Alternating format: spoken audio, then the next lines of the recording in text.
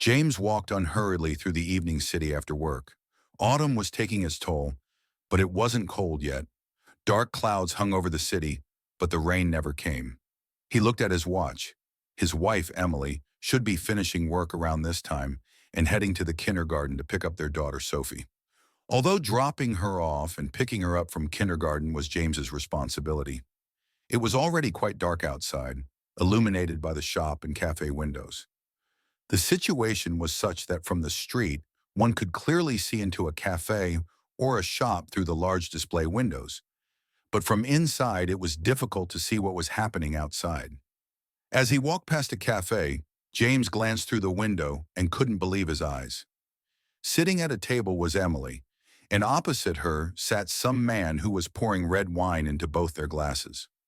On their table was a light snack, and the waitress was bringing out a hot dish, indicating that they had been sitting there for quite a while. James dialed his wife's number and saw that she picked up the phone, looked at the caller ID, said something to the man, and turning towards the window answered, "Hello, Jamie. I'm so glad you called. Listen, we have an urgent report that was just requested, so I'll be staying late at work. Could you pick up Sophie from kindergarten today?" "What's so urgent?" James asked. "It's a report on the efficiency of implementing new technology and labor organization innovations. Does that mean anything to you?" "Number, you're the economist here," he replied. "And by the way, what should I feed Sophie?" He intentionally asked this question, knowing that now would follow a full set of instructions on where the food was, how to heat it up, how much to serve their daughter, and also a reminder not to forget to wash hands before eating and to make sure Sophie did the same. Usually the briefing lasted about 40 seconds. During this time, without missing a beat, James walked into the cafe, approached their table under the puzzled gaze of the man, took Emily's filled glass, and poured the wine over the man's head. The wine spread across his white shirt, staining it bright red. The man jumped up, exclaiming, "What do you think you're doing?" Emily turned back to the table and saw her husband, who calmly placed the empty glass back on the table and asked, "So, what was that about the efficiency report?" "James, you've got it all wrong. I can explain everything." "Oh my God, what have you done?" "Alexander, we need to get that washed immediately. Let's go to the sink." She grabbed the man's hand and led him to the cafe's wash area, where guests could wash their hands. Left alone, James noticed a mobile phone on the table that didn't belong to his wife. He picked it up. The screen lit up instantly. He quickly checked the call history and saw wife listed. James dialed the number.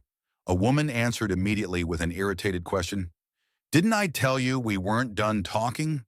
"I don't care what I told the police. You listen to me. Who is this? And who exactly haven't you finished talking to?"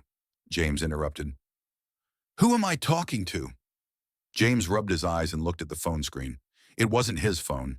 He had accidentally taken the one belonging to the man he had just doused in wine, and now it was that man's wife calling. "Sorry, I think we spoke last night. I must have grabbed this phone by mistake when I left the cafe." "So, you're the husband of that Emily?" "Yes, that's me." "Well, you should have come to the police with us. You missed quite the show. Your wife had a complete meltdown when she realized how all this looked from the outside. Up until then, she didn't think lying to her husband was a big deal." "Well, she didn't actually get to lie," James said. "And as I understand, she wasn't planning to. But what about your husband? He's with my wife in that cafe right now, probably still washing wine out of his hair." "Oh, I'm already on my way there," she replied. James, seeing a woman enter the cafe with a phone in her hand, moved towards the service door leading to the kitchen. Cafe patrons looked on in confusion but did not intervene. Then it happened. Alexander ran into his wife, who without a word landed a solid punch straight to his jaw. He collapsed like a felled tree. Emily shrieked, "Oh my God, what are you doing?" She immediately received a strike to her eye and fell to the floor between the tables. At that moment, the police burst into the cafe.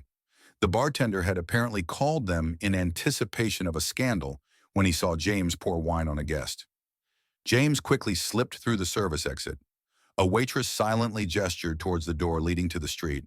He stepped outside and made his way to the kindergarten, picked up Sophie, hailed a taxi, and went to his sister Victoria's house. His sister Victoria lived alone in their parents' home. James had given up his share of the inheritance in her favor. Emily had been very unhappy about his decision, but she hadn't argued. Since then, she and Victoria had not kept in touch. Victoria was at home cooking dinner. Seeing her brother with his daughter, she was delighted. There was a room for Sophie filled with dolls and toys. The little girl ran there excitedly. James went into the kitchen and told his sister what had happened. She listened and asked, "James, how can I help?" "Victoria, let me and Sophie stay here for a while until I find a place for us." "What do you mean, find a place? This is your home too. The house is big enough for all of us, and I'll be happy to have company. Now will you eat?" "No, I'm not hungry, but please feed Sophie." "Perfect. I'll make her some porridge. You want to help?" "No, go play with Sophie instead. Just don't let her destroy the whole room." Half an hour later, Victoria called them to dinner. James didn't eat, just had some tea with honey. He waited for Sophie to finish, then said, "I'll put her to bed." "James, you should go to bed yourself. You look exhausted. We'll talk in the morning." "There's no rush. It's Saturday." James woke up early to the annoying sound of a ringing phone coming from his jacket on the chair. He fumbled for it and answered, "Hello? I'm not done talking to you. I don't care what I told the police. Listen. Who is this and what are you talking about? Who am I talking to?" James rubbed his eyes and looked at the phone screen. It wasn't his phone. He had accidentally grabbed Alexander's at the cafe, and now it was his wife calling. "Sorry, I think we spoke last night. I must have taken this phone by mistake when I left the cafe." "So you're Emily's husband?" "Yes, that's me." "Well, you should have come with us to the police. You missed quite the show." Your wife had a complete meltdown when she realized how all this looked from the outside. Up until then, she didn't think lying to her husband was a big deal. James exhaled. It was going to be a long day. James listened as the woman on the phone continued. She only realized how bad it looked when she saw herself through someone else's eyes. Before that, she didn't seem to understand that lying to her husband was wrong. "Well, she didn't get the chance to lie," James replied. "And as I understand, she wasn't planning to. It's just that your husband was under constant supervision." Yes, they really had a stressful week, but the final report was submitted on Thursday. "I have to say, your wife is good at what she does. She built a trusting working relationship with my husband, whom I put in charge as the company's CEO. "And you?" James asked. "I'm not the owner," she laughed. "My mother is. She's 65 and not ready to retire yet. My husband used to work in public service. He had a secretary and he had an affair with her. When I found out, I gave him a warning. And when he got out of the hospital, I arranged for him to take this position." "So you're saying you're not the owner, but you make all the decisions?" "I run things from home. My husband doesn't understand that I can see which computers are in use and which aren't. If I want, I can even see what's happening in his office. And I have an app on his phone. I would have found him in that cafe 5 minutes later anyway. But that's not the point. My husband decided to take your wife to a cafe after a tough week, and she was too naive to understand why. She thought it was just coffee, but he got excited and forgot that he was under surveillance." "And now what?" James asked. "What are you going to do with him?" "Nothing. I'll fire him and send him out of town. On Monday, I'll take him to the registry office, divorce him, and send him back to where he came from." "You won't be able to do that on Monday. The registry office is closed," James pointed out. "Oh, well, then Tuesday it is," she said. "And your wife? Has she woken up yet? Is she looking for you?" "I don't know," James admitted. "I left with my daughter and haven't been home since." "That makes sense. She must have realized that she's losing both her husband and her daughter. And why the hell did she take that idiot to the washroom instead of dropping to her knees and begging you for forgiveness?" James remained silent. "Anyway, she should be home by now," the woman continued. "I just got back myself. They let me out last. First, they kicked out my husband, then your wife an hour later, and then finally me." Emily had indeed arrived home around 3 in the morning. The house was dark. Trying not to make noise, she walked inside and immediately noticed that neither James's nor Sophie's things were in the hallway. They hadn't come home. Most likely they had gone to spend the night at his sister Victoria's house. Emily hadn't kept in touch with Victoria, and now she faced a dilemma. Call her now or wait until morning? She decided to wait. She went to the bathroom, looked at herself in the mirror, and suddenly realized why the police officers had been smirking at her. Her black eye was impossible to hide. She cursed herself. Why had she gone to the cafe? She knew the man was married and that he flirted with every woman he could. The girls in accounting had warned her about him. She had just wanted to sit down, have a drink at his expense, and relax a little. Well, she had relaxed all right. Now she had to save her marriage, if there was anything left to save. But how? She couldn't count on Victoria's help. Emily loved James and didn't want to lose him. The thought of him taking Sophie away made her panic. She showered, cried, and went to bed. Morning brought nothing new. James wasn't answering his phone. After some thought, Emily decisively dialed Victoria's number. Victoria picked up. Emily started cautiously. "Good morning, Victoria. How are you?" "You mean James and Sophie, don't you?" Victoria replied coldly. "Yes, Victoria, I meant them. They're fine. James is still asleep. I'm making breakfast with Sophie." Emily hesitated and then said, "I know I messed up, but James misunderstood everything. It's my fault. I should have just told him I was at the cafe with my boss celebrating the successful completion of the report. But instead I lied and said I was still working. And then I turned around, and there he was, pouring wine over Alexander's head. Then Alexander's wife showed up and punched him in the face, and then she hit me too. And then the police came. Now I have a black eye that can't be covered with makeup." Victoria listened in silence. "Please, when James wakes up, ask him to call me," Emily pleaded. "I need to apologize. To him and to Sophie." Victoria sighed. "I'll tell him." After hanging up, Victoria walked into the kitchen, where James had just sat down at the table next to Sophie. The little girl's nose was already covered in sour cream from the pancakes she was eating. Victoria placed a plate in front of James. "Eat while it's hot. And by the way, Emily called." James didn't respond, just sipped his tea. "She asked you to call her," Victoria added. James exhaled through his nose. "Let me guess. She's crying and begging for forgiveness now. But last night she was all smiles with that guy. If something in our marriage wasn't working for her, she should have just said so. I'm not a monster." Victoria folded her arms. "So, what are you planning to do?" James thought for a moment. "For now, nothing. Since you're not kicking me out, Sophie and I will stay here for a while. Then we'll see." "You do realize that Sophie is not just your daughter?" Victoria pointed out. "In case of a divorce, she'll stay with Emily. There won't be any divorce yet, but there won't be any more cozy wine dates with other men either. Emily has a degree. Let her use her brain and think about what family means." Victoria nodded. "Do what you think is right, but at least call her back." James finished his tea, went into the other room, and dialed Emily's number. She picked up immediately. "James, I'm so sorry," she said instantly. "I made a stupid mistake. I should have turned down the invitation, but I didn't. And then I lied to you about still being at work.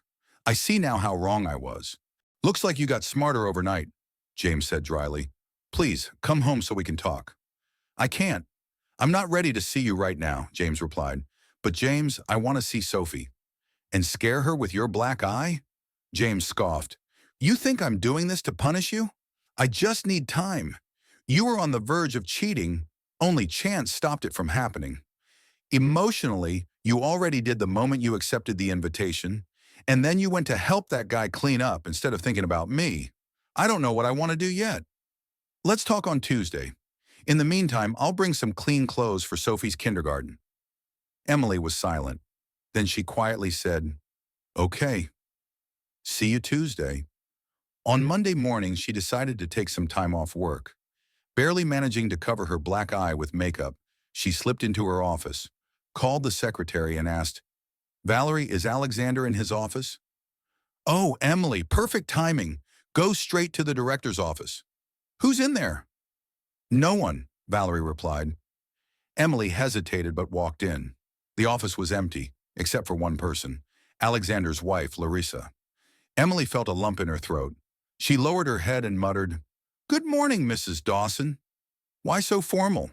Larissa asked with a smirk. "We were just cellmates, weren't we?" "Why so formal?" Larissa asked with a smirk. "We were just cellmates, weren't we? And what's with your face? Why did you bother covering up that lovely bruise? I worked so hard on it, and you went and hid it under layers of makeup. Emily flushed, feeling humiliated. Sit down, Larissa said, pointing at the chair in front of the desk. Take a look at this. She slid a document across the table towards Emily. Emily glanced at it and frowned. These numbers weren't here before. And this report page looks different. I'm sure my original document didn't include this, and my signature is missing. But I signed every page. Then where's the missing money? Larissa asked. I don't know, Emily said cautiously. I can only calculate the total sum. The chief accountant is the one who would know exactly where the money went. Valerie, call the chief accountant, Tanya Nicholson, to my office, Larissa ordered. A few minutes later, the chief accountant entered the office. She looked surprised to see both Larissa and Emily in the room. Tanya, Larissa began, where did this money go? She tapped the document. The chief accountant hesitated. Excuse me, but who are you? I'm the wife of the company's CEO and the daughter of the business owner. I act on my mother's behalf in all matters regarding the company, so I make all the decisions here, including the one about whether or not you keep your job. Tanya immediately straightened. I wasn't aware of that. Now you are, Larissa said coldly. Should I order an audit? No, that won't be necessary, Tanya said quickly. Those funds were supposed to be transferred today, as per your husband's instructions. Understood, Larissa replied. Don't transfer the funds. Instead, find out where they were supposed to go. But only Alexander knows that, Tanya protested. Someone processed the transaction request, Larissa said. There must be a payment order somewhere. Go find it. And for your information, as of today, Alexander is no longer working here. Effective immediately, Emily is the acting CEO. The secretary is preparing the paperwork now. Understood, Tanya swallowed. Yes, I understand. And as for you, Larissa turned to Emily, stop doing karate. I need your brain, not your fists. You're taking over this office. You've got a lot of work to do. Valerie, Larissa called out to the secretary, summon the deputy directors and the chief engineer here. Within 5 minutes, 2 men, Vlad Peterson and William Andrews, were seated in the office, looking from Larissa to Emily with curiosity. Larissa wasted no time. Can either of you explain this transaction? She pointed to the report. Where did this money come from, and where was it supposed to go? Vlad hesitated. That was Alexander's idea. The funds came from a government contract for facility renovations. The money was transferred to us, and we were supposed to forward it to a subcontracting firm that Alexander set up. He planned to cash it out there and distribute bonuses under the table. In other words, you were stealing, Larissa said flatly. No, not stealing, William interjected. We just found a way to work the system. So you decided to commit fraud, Larissa concluded. The 2 men exchanged nervous glances. You do realize that you could go to prison for this? She continued. Mrs. Dawson, please, Vlad pleaded. It wasn't like that. Then explain what it was like, she said, folding her arms. Vlad sighed. The subcontracting firm signed the contract, and Alexander arranged for fake completion reports. The government sent the money, and it was supposed to be laundered through the subcontractor. We were promised a cut of the funds. Larissa scoffed. So you were all planning to profit from embezzling public funds? And what do you think should happen now? The men said nothing. Emily, Larissa said, you now have 2 open positions, Deputy CEO and Chief Engineer. Start looking for replacements immediately. These 2 are useless. You're firing us? Vlad blurted. Larissa smirked. What, you thought I'd let you stay? The money is being returned to the government. The documents will be handed over to the authorities. If you're lucky, they'll just make you repay the money instead of sending you to prison. The men turned pale. Please, Mrs. Dawson. Save it, Larissa cut them off. You can go. Vlad and William left the office with their heads down. Larissa turned back to Emily. Do you get why your boss took you to that cafe now? Emily frowned. Not exactly. He wasn't just trying to seduce you, Larissa said. He was grooming you to cover up his financial fraud. If you had agreed to stay quiet about the report, you'd have been an accomplice. And if the fraud was exposed, he would have pinned it all on you. Emily paled. I had no idea. Well, now you do, Larissa said. You were a convenient scapegoat. Tanya, the chief accountant, was supposed to help him launder the money, but you were supposed to sign off on the reports without asking questions. Emily swallowed. So what happens now? Now you do your job, Larissa said. Fix the mess he left behind. Find new people for those positions. And she hesitated. What's your plan with James? Emily sighed. He won't talk to me. He left with Sophie and hasn't come back. Then call him, Larissa said. I tried, Emily admitted. He won't answer. Give me his number. I'll call him myself, Larissa said. Emily hesitated but gave it to her. Larissa dialed the number and James picked up. Who is this? He asked. I should be asking you that, Larissa replied. Why are you planning to divorce your wife? Larissa? James asked, confused. How did you get my number? I have my ways, she said. Now answer the question. Why are you divorcing Emily? James sighed. I don't know. Everything inside me flipped upside down yesterday. She wasn't planning anything, Larissa said, but she made a mistake. And lying to you was a stupid decision. But if you hadn't intervened, she wouldn't have covered up any fraud. Because she didn't know about it. She only realized the full extent of it today. James was silent. Listen, Larissa continued. I came into the office last night, not just to catch my husband. I already suspected fraud when I saw inconsistencies in the reports. But I was too late. They had already left for the café. Today, Emily confirmed that the final report was altered after she submitted it, and now she's in charge. She's the CEO now? James asked. Yes, Larissa confirmed. And I'm asking you to go home and talk to her. Don't end your marriage over a misunderstanding. James hesitated. And what about you? He asked. What did you do with your husband? Larissa chuckled. I didn't have to do anything.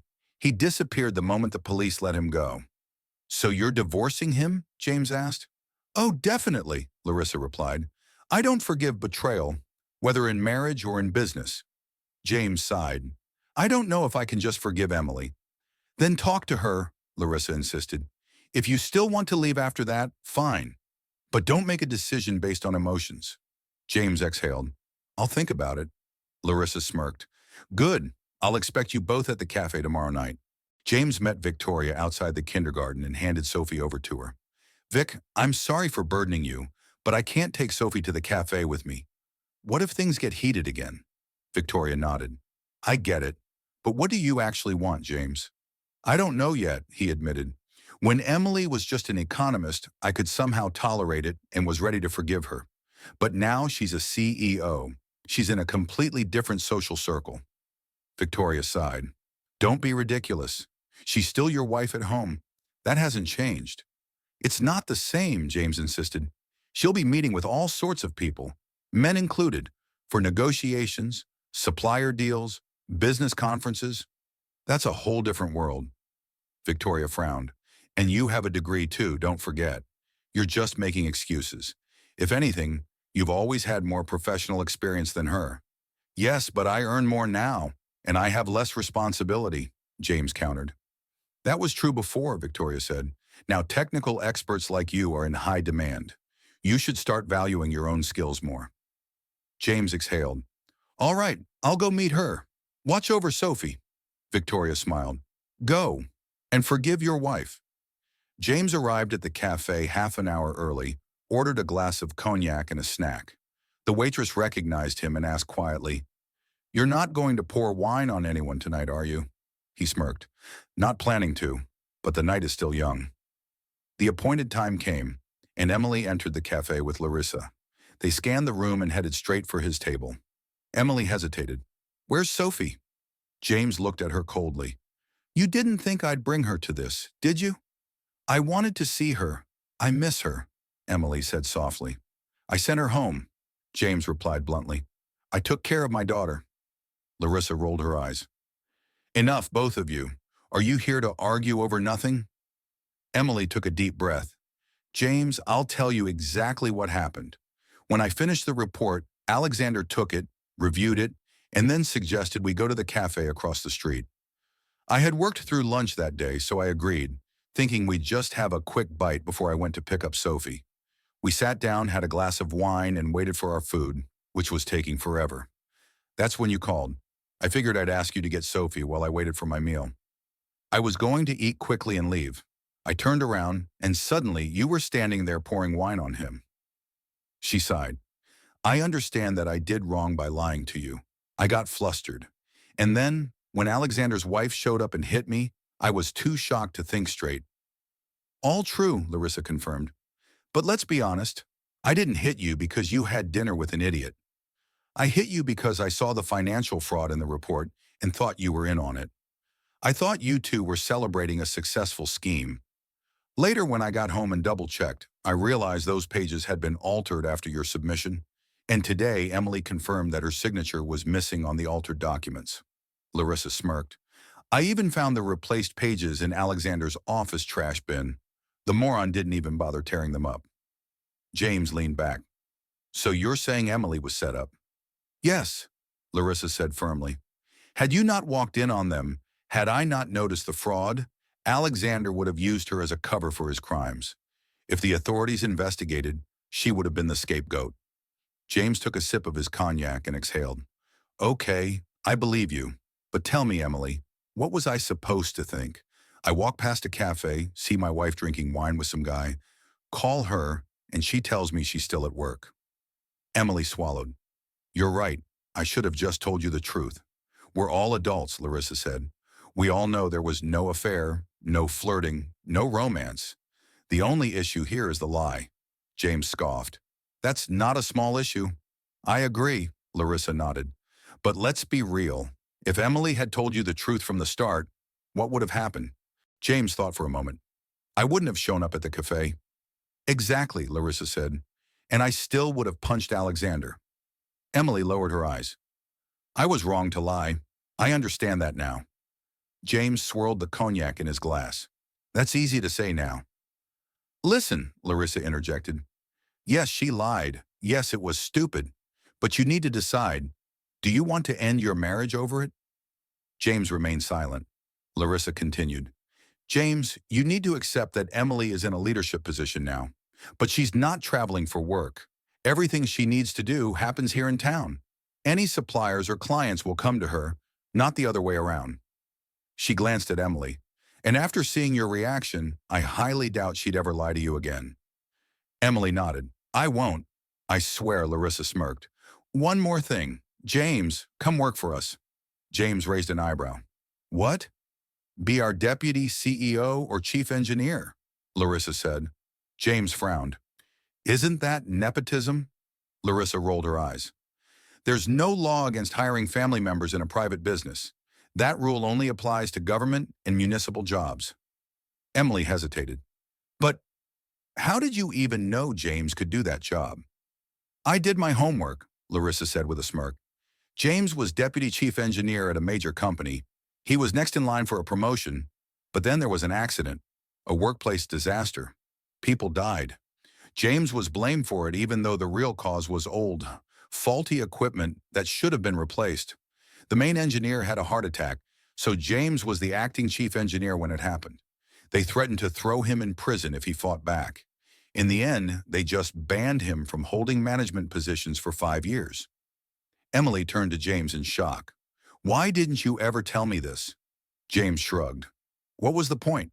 I wasn't proud of it, and you had enough worries of your own. Emily sighed. I never understood how you knew so much about production management, but now it makes sense. Larissa folded her arms. So, James, do you want the job? James sighed. I need to think about it. Larissa nodded. Fair enough. But Emily, are you going to fire me? Emily's eyes widened. Of course not. Good, Larissa said with a grin, because I think you owe me a little something. Emily hesitated. What? Larissa smirked. Your husband. Emily paled. What do you mean? Larissa laughed. Relax. I mean, you need to fix your marriage. Don't be an idiot. James, take her home. James exhaled. Fine. But Emily, this can't happen again. Emily nodded fervently. It won't. The next day, James moved back home with Sophie. He accepted the job as chief engineer under Larissa's supervision. Emily stayed on as CEO. From that day forward, she never lied to James about anything again. As for Larissa, she eventually tracked down Alexander and personally escorted him to the registry office to file for divorce. Then he disappeared, again.